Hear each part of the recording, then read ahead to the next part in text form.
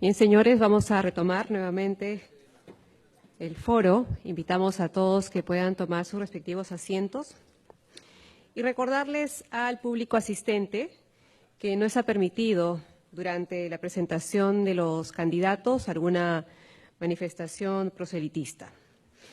Vamos a continuar con el siguiente candidato. Se trata de la candidata de Frente Amplio, Verónica Mendoza, quien hará uso de su exposición durante los próximos 20 minutos, luego de los cuales cada panelista realizará 2 ruedas de preguntas para ser respondidas por el candidato en un máximo de 2 minutos cada pregunta. Invitamos y demos la bienvenida a la señora Verónica Mendoza de Frente Amplio.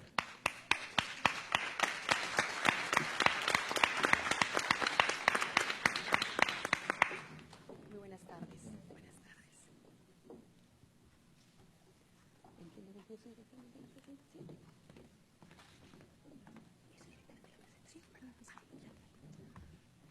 Candidata Verónica Mendoza, muy buenas tardes. Muchas gracias por acompañarnos en este foro. Antes de empezar, queríamos dar las reglas de este encuentro. Usted va a tener 20 minutos para su exposición. Faltando 5 minutos, yo le voy a indicar con una tarjeta de color verde y luego le voy a poner una tarjeta roja si es que se excede el tiempo.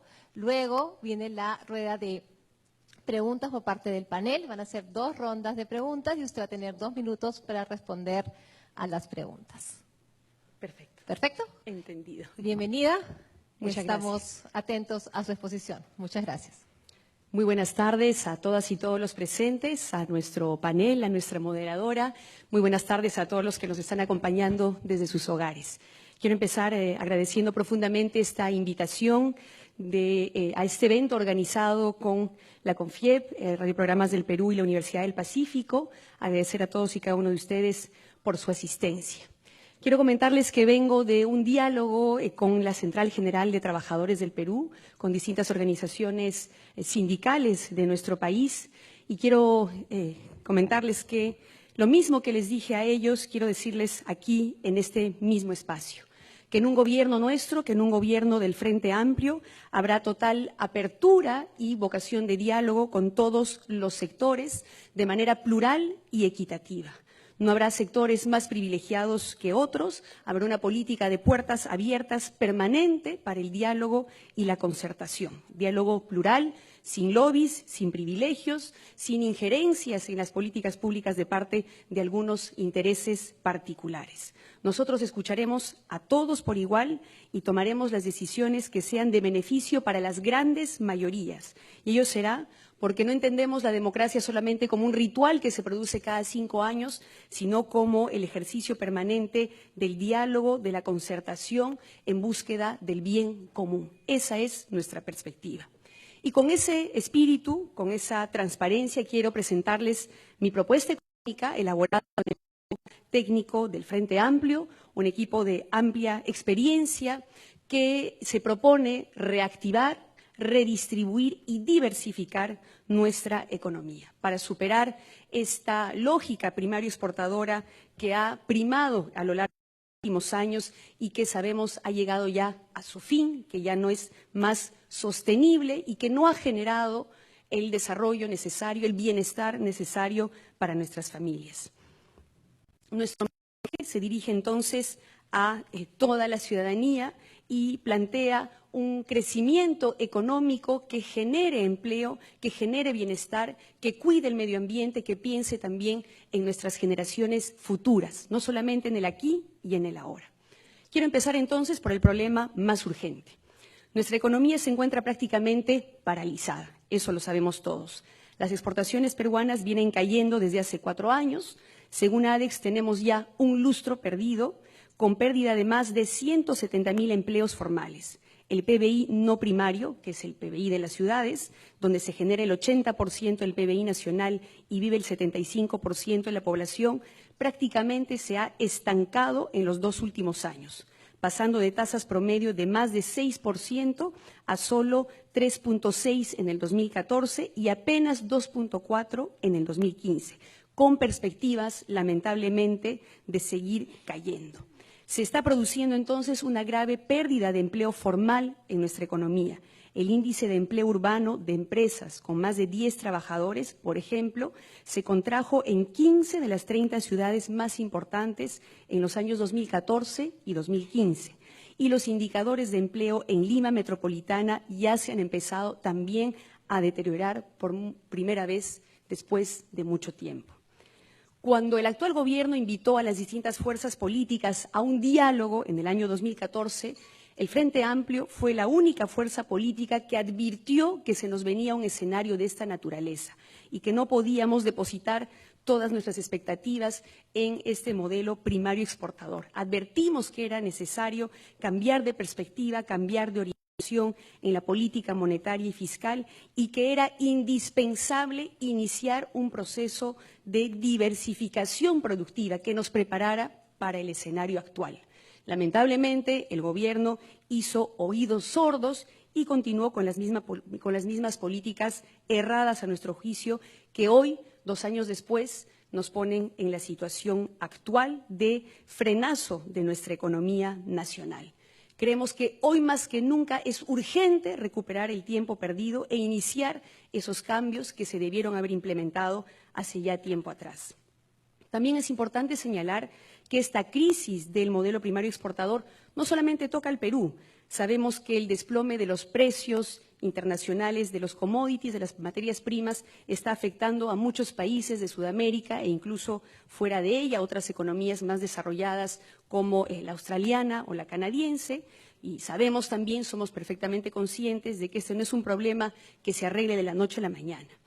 Por ejemplo, un último informe sobre las perspectivas de la economía mundial del Fondo Monetario Internacional nos dice con claridad que los precios de los commodities no se van a recuperar inmediatamente. Y es más, que lo más probable es que se queden estancados como están durante los próximos 5 años. Y dice también que el desplome de estos precios viene acompañado de una caída igualmente importante en la inversión privada en economías primario exportadoras como la nuestra, y que esto seguirá ocurriendo en los próximos años. No es, por lo tanto, como pretenden y dicen algunos, un problema de tramitología o un problema de antimineros o enemigos del desarrollo, ni mucho menos, como han dicho algunos, de indígenas manipulables que se opongan a determinados proyectos. Es un problema estructural que se tiene que resolver con una reforma también estructural. Oídos sordos es lo que ha hecho este gobierno. El señor Humala y los responsables de la política monetaria y fiscal son la mejor expresión de esa política de oídos sordos, pues tercamente de espaldas a la realidad, en los 2 últimos años, tanto la política monetaria como la fiscal no han hecho sino exacerbar internamente la crisis de origen interno que nos afecta. Entre el 2013 y 2015, el Banco Central de Reserva y su presidente, el señor Velarde, han vendido casi, mucho ojo, el 50% de las reservas sobre las cuales el BCR puede disponer para la política cambiaria. Es claro que el Banco Central se ha excedido largamente en sus ventas de dólares, comprometiendo la política monetaria del próximo gobierno y la estabilidad macroeconómica del país, pues a este ritmo las reservas disponibles para intervenir el mercado cambiario solo alcanzarían a lo sumo para un par de años más. Y esto es grave, hay que decirlo y denunciarlo. El Banco Central tampoco, a nuestro juicio, ha respondido adecuadamente a la evidente desaceleración de la economía peruana iniciada en el 2013, cuando debió bajar la tasa de interés de referencia para contrarrestar el impulso recesivo, lo que hizo fue aumentarla 4 veces, llegando incluso al 4.25%. Eso, para nosotros, es un grave error. Es evidente que el Banco Central no solamente debe preocuparse por la inflación, sino también por la actividad económica y el empleo de los peruanos, como hacen la mayoría de bancos centrales que aplican el sistema de metas de inflación. Tal función no ha sido entendida a cabalidad por las actuales autoridades monetarias. Es más, el señor no ha podido ni siquiera mantener la inflación en el rango meta que él mismo se impuso durante el 90% del periodo 2014-2015, con lo cual además le viene quitando credibilidad a este importante mecanismo. Que quede claro, nosotros no vamos a cometer el error que cometió el señor Humala de mantener al señor Velarde en el Banco Central de Reserva por los errores cometidos. Pero no solo, desde nuestra perspectiva, la política monetaria ha estado errada, sino también la política fiscal. El Ministerio de Economía y Finanzas se ha orientado a reducir la inversión pública durante el 2014 y el 2015, justo cuando cayó también la inversión privada. Nosotros creemos que más bien se debió haber activado mecanismos contracíclicos para enfrentar la crisis, y él lo que ha hecho es exacerbar el efecto depresivo externo. No solo eso, sino que además a fines del 2014 el MEF inició un proceso de reducción progresiva del impuesto a la renta con el argumento, con el cuento de que se iba a reactivar la economía, dando más incentivos tributarios a las grandes empresas. Y esto no ha tenido, por supuesto, ningún efecto reactivador en un contexto en el que las empresas no invierten por falta de demanda, no por temas de oferta. La medida lo único que ha logrado es reducir los ingresos fiscales y deprimir más aún la inversión pública. La pregunta es ¿por qué se han tomado estas decisiones tan equivocadas? ¿No será que existen fuertes intereses privados detrás de dichas políticas, intereses de grandes grupos empresariales que no necesariamente son los mismos que los de la mayoría de familias peruanas? ¿Es que estas políticas de quemar las reservas en defensa del valor del dólar y de rebajas en los pagos de impuestos, junto con la flexibilización de las regulaciones ambientales, será que solo benefician a una minoría de grandes empresas endeudadas en dólares? Por otro lado, la mayoría de la población trabajadora y buena parte de las empresas peruanas han sido perjudicadas con estas políticas monetarias y fiscales que mantienen paralizada la economía peruana y profundizan los problemas del modelo primario exportador. Nosotros queremos revertir esta situación. Y para salir de la grave paralización productiva y de estancamiento en el empleo en el que estamos, planteamos reducir la tasa de interés de referencia y expandir el crédito barato y accesible para miles de empresas que hoy enfrentan el proceso recesivo. Igualmente, planteamos un aumento considerable de la inversión pública en 2% del PBI, invirtiendo en infraestructura básica en las regiones. Al mismo tiempo, planteamos iniciar inmediatamente un proceso de diversificación productiva basado en exportaciones no tradicionales, turismo, gastronomía, agroindustria, acuicultura, en el desarrollo de bienes y servicios culturales, industria forestal con sostenibilidad ambiental. En el Frente Amplio estamos también sumamente preocupados, como las familias peruanas, por el alza de costo de vida. Los peruanos pagamos precios que muchas veces son realmente abusivos, hay que decirlo así. Pongo el ejemplo concreto de las medicinas. ¿Cómo es posible que el Estado peruano haya estado pagando por el atazanavir, un medicamento para el tratamiento del VIH, 15 a 20 veces más que en Bolivia o en Colombia, a un costo adicional de 20 millones de soles anuales? En este caso particular, nosotros creemos que lo primero tiene que ser defender el derecho a la salud y por eso nuestro gobierno tendrá una actitud firme y proactiva para evitar que sigan cobrándose este tipo de precios abusivos. Nosotros creemos que el mercado puede regularse muchísimo mejor promoviendo la competencia y el acceso a medicamentos genéricos, informando a los consumidores que hay alternativas más baratas, abasteciendo oportunamente nuestros hospitales genéricos baratos, de buena calidad, promoviendo compras públicas conjuntas y por eso también es que nos oponemos al Tratado Transpacífico tal como está planteado, porque sabemos va a privilegiar los monopolios de transnacionales farmacéuticas antes que la salud de los peruanos, que para nosotros es la prioridad. Nosotros vamos a aplicar una política que ya no siga subiendo el costo de vida. Hoy las familias peruanas están sufriendo por la dolarización exagerada y abusiva permitida por los sucesivos gobiernos y que hoy incluso se expresan en el alza de las tarifas eléctricas que no están verdaderamente justificadas porque los contratos están absurdamente amarrados al precio del dólar. Tenemos exceso de capacidad para generar energía, pero la electricidad sube. Es una situación verdaderamente absurda a nuestro juicio. Nosotros queremos energía barata para la gente y para la industria. Nosotros sí garantizaremos que los organismos reguladores cumplan con su función de defensa de los consumidores y de regular los monopolios y oligopolios como los de la luz, los bancos, la gasolina, la telefonía, tal como corresponde. Quiero en esta parte dejar muy en claro nuestro enfoque y los instrumentos económicos que vamos a usar. En el Frente Amplio no creemos en el control de cambios o esquemas de racionamiento de divisas con precios controlados para el dólar como los aplicados en Argentina, Venezuela o en el primer gobierno del señor García. En nuestro gobierno vamos a conservar el régimen cambiario actual, donde el precio del dólar lo fija el mercado y el Banco Central de Reserva interviene solamente para las fluctuaciones extremas, para regular las fluctuaciones extremas. Igualmente, en el Frente Amplio creemos que el Banco Central de Reserva tiene que ser plenamente autónomo, independiente, no puede estar sujeto a la voluntad del gobierno de turno ni a la voluntad de intereses particulares del sector financiero. Nosotros apoyamos el sistema de metas de inflación aplicado por el Banco Central, pero entendiendo que esta política monetaria, así como busca mantener la inflación baja, también debe servir para combatir las recesiones. Como nuestro nuevo gobierno nombrará a 4 de los 7 directores del Banco Central, entre ellos a su presidente, nos parece importante transparentar nuestra política monetaria y pedimos que los demás candidatos hagan lo propio. También queremos plantearles la necesidad de reformar algunas instituciones que hoy creemos no sirven al interés nacional.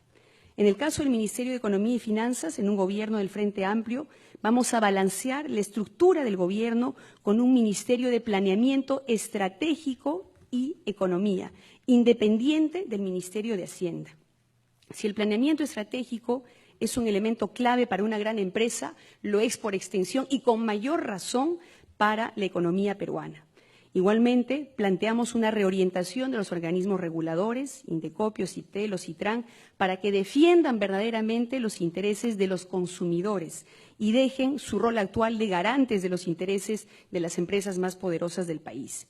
Vamos a impulsar legislación y medidas para la regulación de los procesos de fusión y concentración de la propiedad y evitar los abusos en la posición de dominio de actores económicos monopólicos u oligopólicos, con sanciones drásticas a la concertación de precios y otras prácticas de abuso de mercado. Además de nuestra propuesta de reactivación y reorientación de la política económica, nuestro programa se sustenta también en procesos de redistribución y diversificación de la economía, como lo señalé al principio. El crecimiento económico que tuvimos hasta ahora ha sido muy desigual y la riqueza se ha seguido concentrando en pocas personas. La igualdad y la justicia social, valores que desde la izquierda defendemos, siguen siendo parte de los cambios fundamentales que están pendientes de realizarse en nuestra patria. Una medida importante en esta línea es el aumento del salario mínimo que planteamos se incremente en el primer año de nuestro gobierno a 1.000 soles. Quiero recordarles que si los salarios eran el 30% del PBI en el año 1990, ahora son apenas el 21%. Los derechos laborales de los trabajadores han sido recortados y distorsionados por una maraña de normas y medidas administrativas. Los sucesivos gobiernos han permitido que mafias amenacen y asesinen a dirigentes sindicales, particularmente en el sector de construcción civil, por ejemplo, y eso no lo vamos a permitir más. Se ha permitido también que empresas poco responsables destruyan sindicatos despidiendo de manera injusta y a veces arbitraria a sus promotores.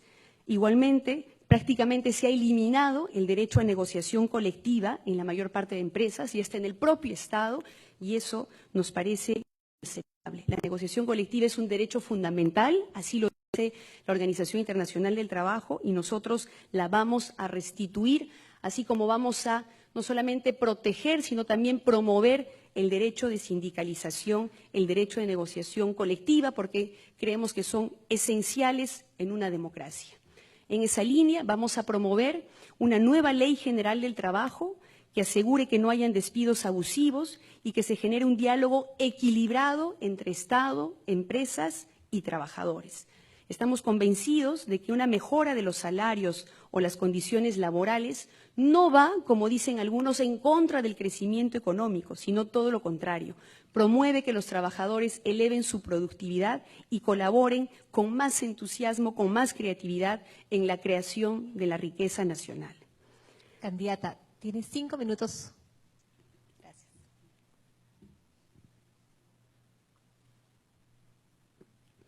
Como ataque directo a la pobreza, planteamos ampliar y mejorar el programa Juntos, aumentando en 50 soles la transferencia para que vaya a una cuenta de ahorro o a inversión productiva de capacitación para que estas familias salgan de manera sostenible de la pobreza. Planteamos también ampliar programas productivos como Jacuiña y Sierra Productiva, Sierra Sur y Norte, orientados a mejorar la productividad con capacitación, con asistencia técnica, acompañamiento para dar valor agregado a esas producciones. También nos comprometemos con una reforma integral del sistema de pensiones.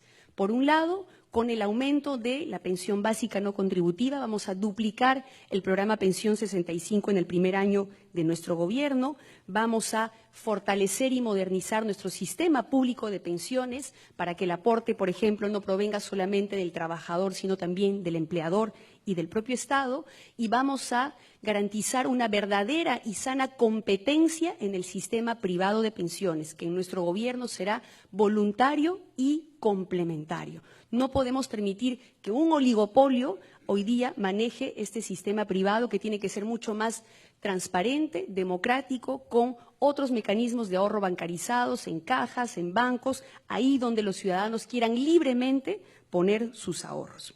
Finalmente, planteamos una estrategia de diversificación de la matriz productiva de nuestro país.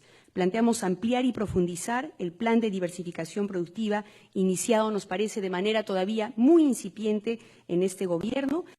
Por ejemplo, una inversión de 200 millones de soles anuales para poner en valor nuestra riqueza arqueológica y natural en el marco de la promoción del sector turismo, que tiene un enorme potencial en nuestro país, pero que ha sido básicamente abandonado en los últimos años. Nos hemos comprometido en poner en marcha un Ministerio de la Innovación, la Ciencia y la Tecnología para que conduzca este proceso de innovación, producción, industrialización en nuestra matriz productiva para generar más y mejor empleo. Le vamos a dar también altísima prioridad al desarrollo agrario y rural, entre otras cosas, con un programa de asistencia técnica masiva para familias campesinas y pequeños productores, porque ellos serán nuestros ciudadanos de las zonas rurales del país.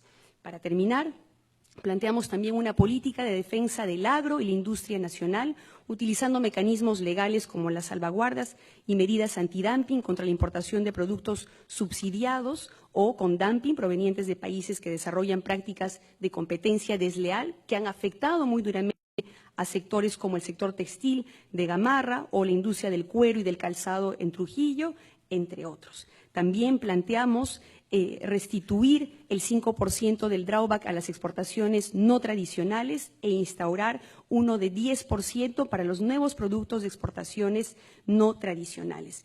Termino señalando que nosotros vamos a recuperar nuestra soberanía energética y garantizar que nuestros hidrocarburos sirvan a las familias peruanas, renegociando los contratos de gas correspondiente para una verdadera masificación del gas que beneficie al pueblo peruano, pero también para iniciar un proceso de industrialización a partir de esta materia prima, garantizando, por ejemplo, la ejecución del polo petroquímico en la costa sur, que podría generar más de 40.000 empleos. Diversificación productiva, entonces, inversiones sostenibles, respetando el medio ambiente, respetando los derechos de las poblaciones locales y de las comunidades, así como respetando los derechos de los trabajadores. Esa es la perspectiva de desarrollo económico del Frente Amplio, un desarrollo económico sostenible, un desarrollo económico integral con generación de empleo y respeto de la dignidad de los peruanos. Muchísimas gracias.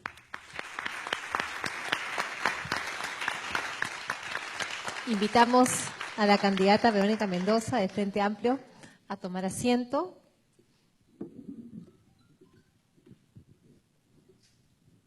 Le agradecemos por haberse ceñido estrictamente a los tiempos y comenzamos nuestra rueda con el panel y comenzamos con la pregunta de José Antonio Contreras.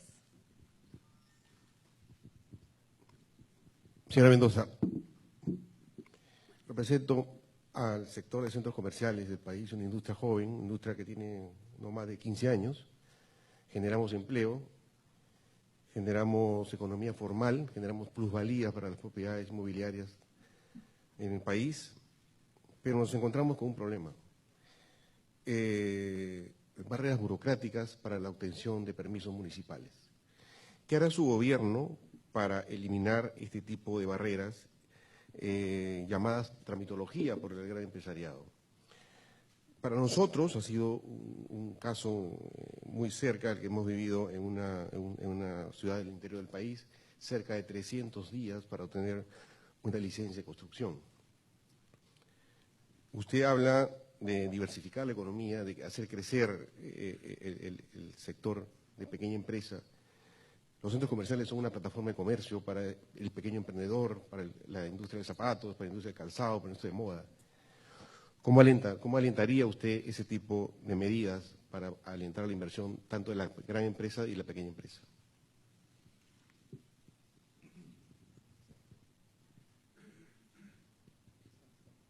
¿Está prendido? Sí. Muchísimas gracias por su pregunta.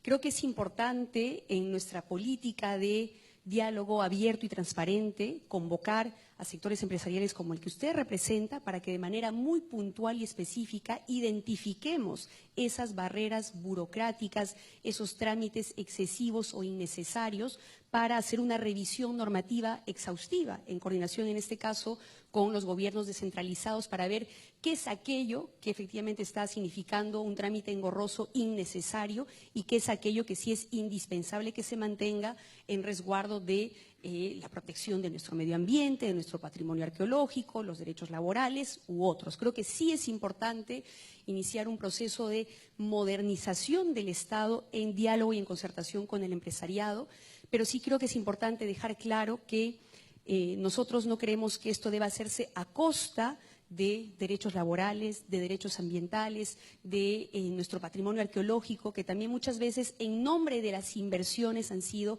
afectados o vulnerados. Entonces creo que hay que diferenciar aquello que efectivamente es trámite engorroso e innecesario y aquellas normas que sí se dan en resguardo de los derechos de los ciudadanos. Muy bien. El turno de Carlos Casas. Buenas tardes, señora Mendoza. Yo quería hablar un poco acerca de la política monetaria, ¿no? Usted se ha referido constantemente a la política monetaria. Conozco a Julio Velarde, discrepamos de las apreciaciones que se han dado, pero un tema al que quería ir al grano sería, ¿usted estaría dispuesta a aceptar un nivel de inflación mayor? ¿Y a qué me refiero con esto? Veo algunas tensiones y contradicciones en la propuesta de política monetaria. Por un lado se dice, desdolaricemos la economía, pero se está culpando al Banco Central de haber intervenido demasiado en el mercado cambiario para evitar que el dólar suba. Y en la medida que, y si retiramos ese esfuerzo del Banco Central, el dólar va a seguir subiendo, lo cual implica que se va a dolarizar más, por un lado, y por otro lado lo que vamos a tener es que la inflación también es elevada debido al componente importado que tenemos en nuestra canasta de consumo. Entonces, y podría ser acorde con lo que se está planteando ya a nivel conceptual en muchos países de aceptar que un 2% probablemente de inflación no es un nivel adecuado para el país, sino probablemente mayor. ¿Usted estaría dispuesta a modificar la ley del Banco Central en ese sentido para justamente darle una flexibilidad al Banco Central para poder intervenir en lo que se refiere a la actividad económica, porque la ley es clara hoy día que hay que mantener la estabilidad monetaria, ¿no? No está incorporada el tema de la promoción de la producción. Entonces, ¿estaría dispuesto a aceptar mayor inflación? Ese sería el punto concreto. El problema de fondo es que el Banco Central de Reserva no ha cumplido ni siquiera con sus propias metas de inflación. Ese es el problema. Nosotros creemos que se puede y se debe encontrar el justo equilibrio entre el control de la inflación, pero a su vez también bajar lo suficiente la tasa de interés de referencia, por ejemplo, para garantizar crédito barato para micro y pequeños empresarios. Creo que sí se puede perfectamente encontrar el equilibrio en ese sentido, ¿no? El problema es que sí nos preocupa el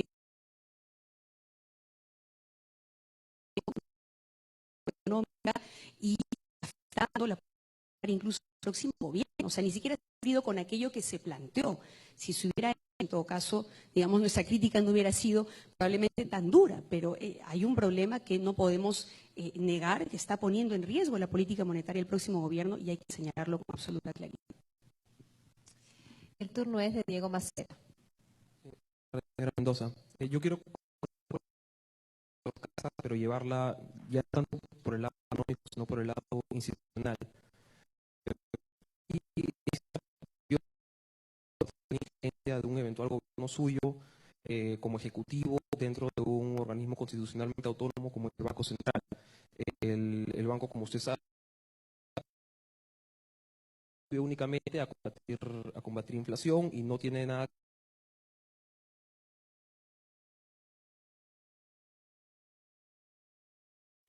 Sus iniciativas, ¿usted propone cambiar la ley orgánica del banco o cómo ve usted esta potencial injerencia del Ejecutivo sobre un organismo constitucionalmente autónomo? He sido absolutamente clara en mi intervención. Nosotros entendemos que el Banco Central de Reserva es un organismo autónomo, independiente, que no puede ser manejado ni por el gobierno de turno ni por intereses gran empresariales o financieros particulares. Autonomía.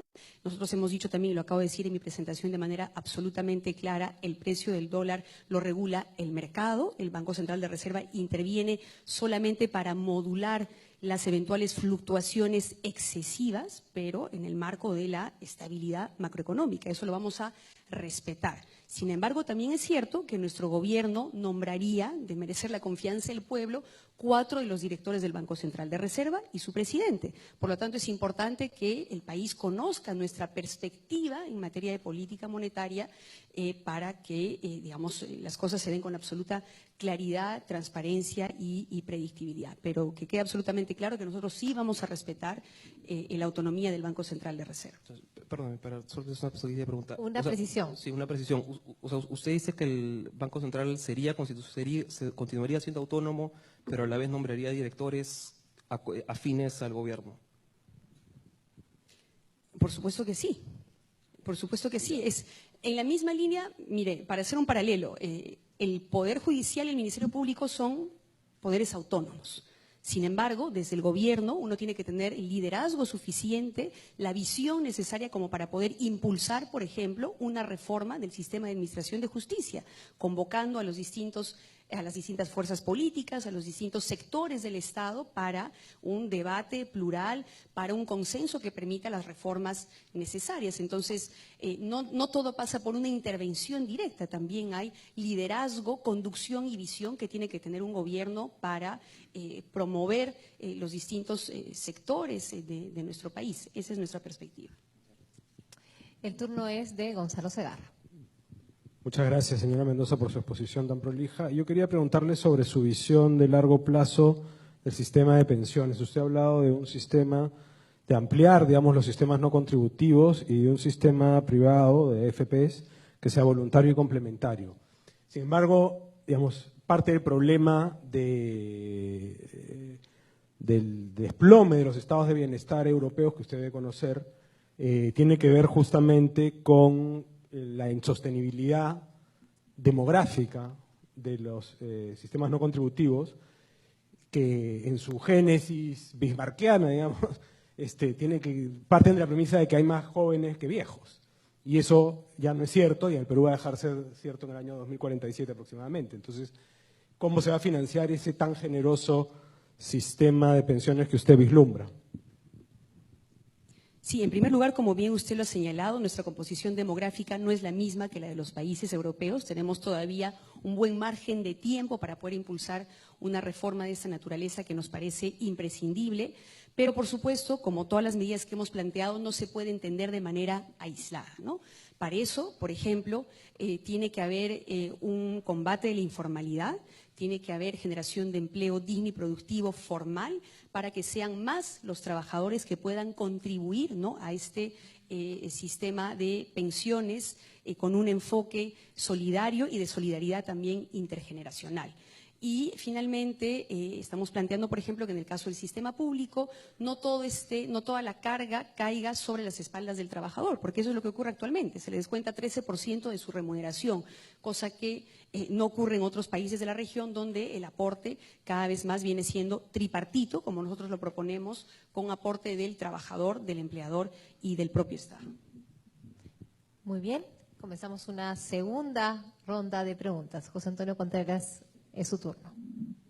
Señora Mendoza, si nos puede decir, por favor, 3 medidas que usted en su plan de gobierno para reactivar la economía? ¿Qué es lo que usted plantea, dado que ha mencionado en su posición que la economía está parada actualmente? Dígame 3 medidas, por favor, si pudiera ser más precisa en el tema. Sí, dentro de las medidas reactivadoras de la economía, ¿verdad?, que están dentro de un paquete más integral que incluye redistribución y diversificación, están el aumento del sueldo mínimo a 1.000 soles en el primer año de nuestro gobierno, el aumento de la inversión pública en 2 puntos del PBI anual para inyectar 4.000 millones de dólares por consiguiente en nuestra economía nacional, particularmente en infraestructura, ¿no?, y cerrar las brechas, dicho sea de paso, de infraestructura que hay a nivel nacional, así como también garantizar crédito barato para micro y pequeñas empresas, para que pequeños productores, para que puedan ampliar y mejorar su producción, sus negocios y generar más empleo. Eso como medidas reactivadoras en una primera etapa. Muy bien, el turno de Carlos Casas. Sí, señora Mendoza, revisando su plan de trabajo, creo que es uno de los que enfoca más ampliamente todo el tema de equidad de género, ¿no? Y hay un punto en donde se menciona de hacer corresponsable hombres y mujeres de las tareas domésticas no remuneradas, ¿no?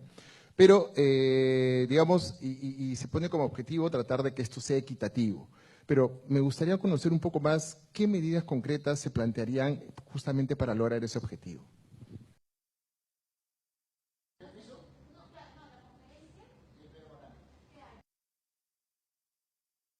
¿No? Y que reconozcamos que la mayor parte de ese trabajo no remunerado lo realizan las mujeres. Entonces, lo primero que hay que hacer es reconocerlo, valorarlo y valorizarlo también en las cuentas nacionales, que se tome en cuenta, que se recoja, como se ha empezado a hacer en las encuestas nacionales de hogares, ¿no es cierto?, donde se ha señalado, donde se ha recogido, por ejemplo, que las mujeres en promedio trabajamos 25 horas semanales más que los hombres, ¿no es cierto?, incluyendo las tareas del hogar. Hay que reconocerlo, hay que valorizarlo. Nosotros estamos planteando, por ejemplo, de manera muy concreta, establecer un programa de aseguramiento social específico para mujeres amas de casa, que incluya el reconocimiento de ese trabajo en el hogar hoy no reconocido, hoy no remunerado, para el cálculo de la pensión o del aseguramiento social. Eso también tiene que ver, por ejemplo, con medidas en el ámbito laboral. Hoy las mujeres en promedio, a igual capacitación, igual desempeño, igual responsabilidad, ganamos en promedio 30% menos que los hombres en el sector privado, 15% menos que los hombres en el sector público. Eso en pleno siglo XXI es inadmisible.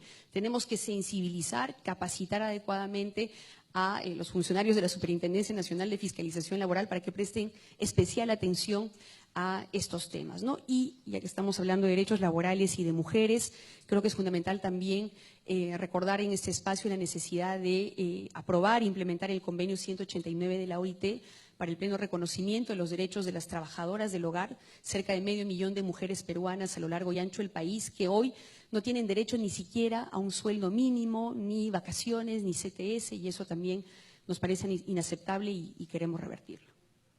Muy bien, es el turno de Diego Macera. Señora Mendoza, usted empezó su exposición comentando que no pondría ningún tipo de privilegios en ningún sector económico. Sin embargo, yendo a su plan de gobierno, una de las medidas que usted propone es restablecer la franja de precios agrícolas.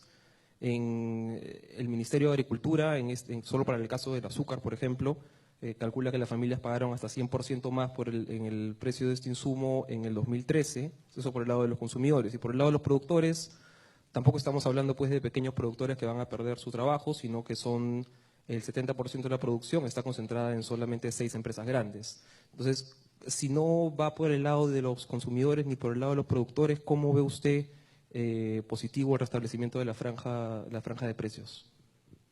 Nosotros vamos a restituir la franja de precios para aquellos productos, para aquellos sectores que estén significando generación de empleo, que estén significando aumento de la productividad y reactivación de la economía. En esa en esa perspectiva.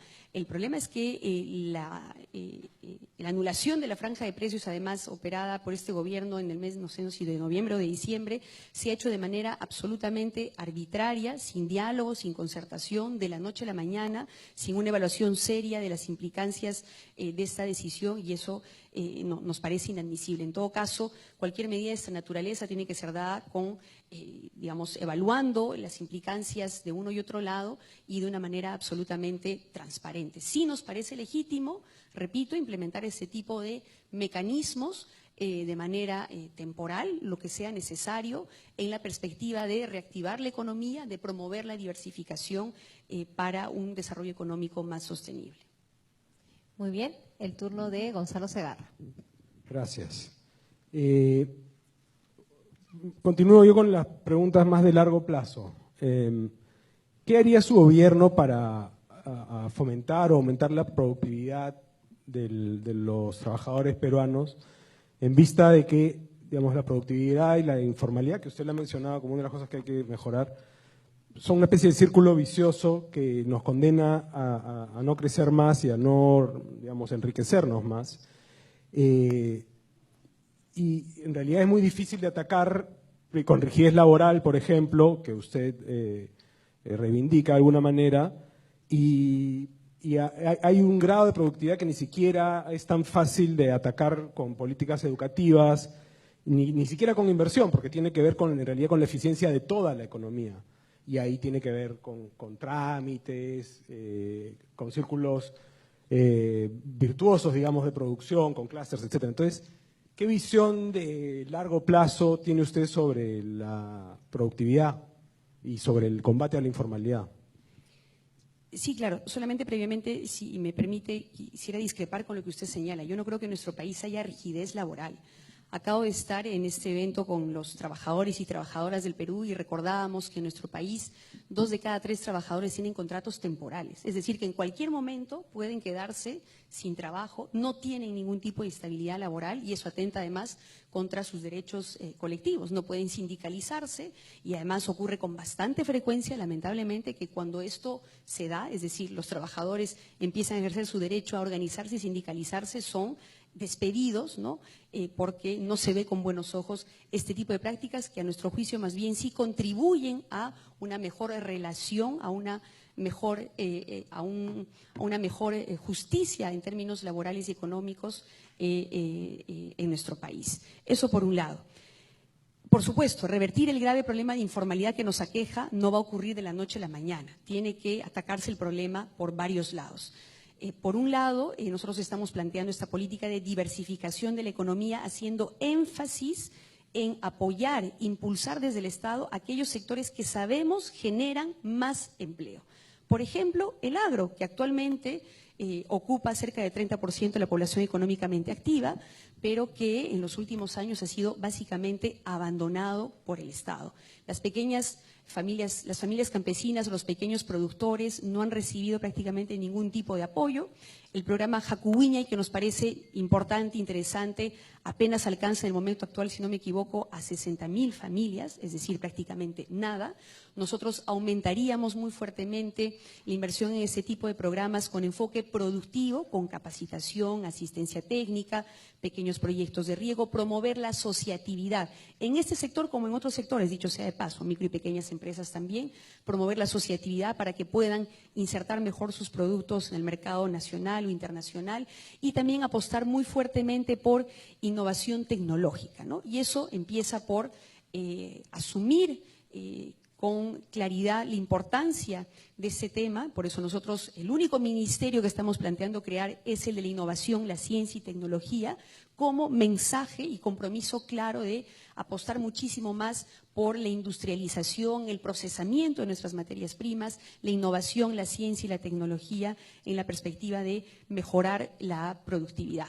Y también tiene que ver, como usted lo ha señalado también en su planteamiento, con las políticas educativas, ¿no? Que tienen que también tener un enfoque mucho más orientado hacia la creatividad, la innovación, la ciencia, la producción y no solamente la lógica repetitiva y memorística que aún prima en nuestro sistema educativo. Eso entre otras cosas, ciertamente. ¿Quieres hacer una precisión, Gonzalo? Sí, sobre la Brevemente. pregunta. Sí. ¿Y no cree usted que hay justamente una causalidad entre el pleno empleo en el sector agrícola moderno y la mayor flexibilidad del régimen agroexportador? O sea, ¿no es eso más bien lo que hay que replicar y no la rigidez, que aunque a usted no le guste llamarla así? Lo que pasa es que ya se ha experimentado en el sentido de pretender revertir la informalidad con mayor flexibilización laboral. Y lo real es que no ha funcionado, porque hemos tenido regímenes justamente mucho más flexibles, régimen de micro y pequeñas empresas, agroexportación, textiles, entre otros, ¿no? Recordamos justamente con los trabajadores de la CGTP que el régimen textil además data de la dictadura de Morales Bermúdez, ¿no?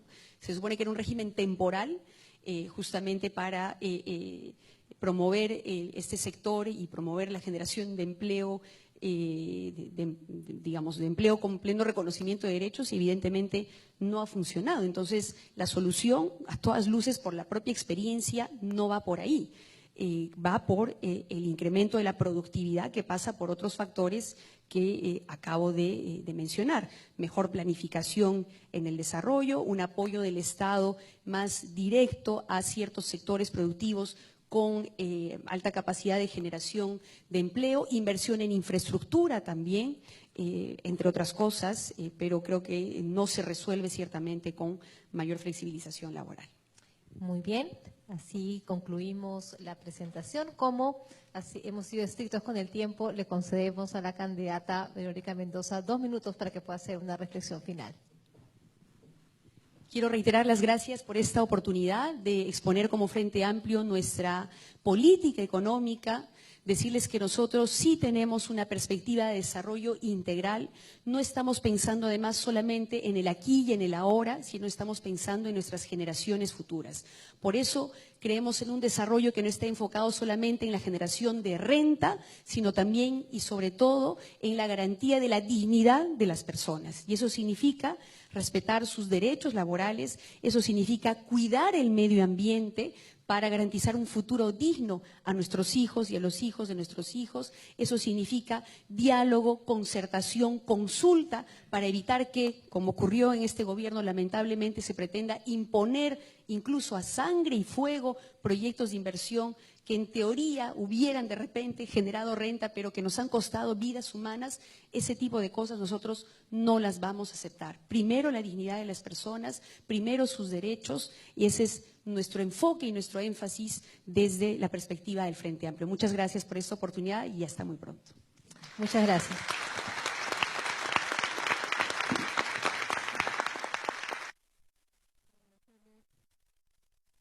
Agradecemos la participación de la señora Verónica Mendoza, candidata presidencial de Frente Amplio. A continuación hacemos un receso de 5 minutos.